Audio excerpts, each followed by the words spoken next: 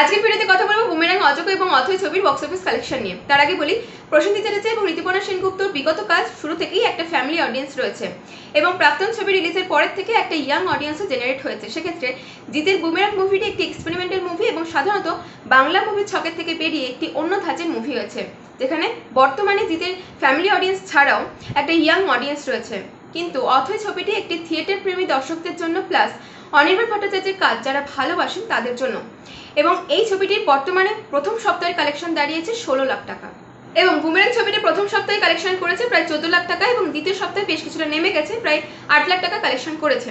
যদিও এই ছবির স্পট বুকিং বেশ ভালো ছিল। সেক্ষেত্রে অজগর ছবিটি প্রথম সপ্তাহে শুধুমাত্র ওয়েস্ট বেঙ্গল থেকে কালেক্ট করেছে 30 লাখ টাকা এবং ন্যাশনাল রিলিজ থেকে কালেক্ট করেছে প্রায় 4 লাখ টাকা এবং দ্বিতীয় সপ্তাহে এসে অজগর শুধুমাত্র ওয়েস্ট বেঙ্গল থেকে 28 লাখ টাকা ইনকাম করেছে। অজগর প্রথম সপ্তাহ এবং দ্বিতীয় সপ্তাহ মিলিয়ে দ্বিতীয় সপ্তাহে টোটাল বক্স অফিস কালেকশন দাঁড়িয়েছে প্রায় 62 লাখ টাকা, যেটা অথৈ এবং বুমেরাং ছবি প্রথম এবং দ্বিতীয় সপ্তাহ মিলিয়ে টোটাল বক্স অফিস কালেকশনকেও ছাড়িয়ে গেছে। এই বক্স অফিস কালেকশনটি শুধুমাত্র মাল্টিপ্লেক্স অর্থাৎ ন্যাশনাল চেনের কালেকশন, এখানে স্পট বুকিং কিংবা সিঙ্গেল স্ক্রিনের কালেকশন ইনক্লুড নেই। যদিও বক্স অফিস কালেকশন বাংলাতে কোনো এক্সপার্ট নেই এবং যতক্ষণ না মেকার্সরা তাদের আপডেট রিলিজ করছে বক্স অফিস কালেকশন নিয়ে ততক্ষণ জানা সম্ভব নয়। তাই মূল অঙ্কের সাথে এই ভিডিওতে উল্লেখ মূল অঙ্কের কিছুটা তফাৎ ঘটতে পারে। আজকের ভিডিওটি ভালো লাগলে অবশ্যই লাইক, শেয়ার এবং কমেন্ট করতে ভুলবেন না।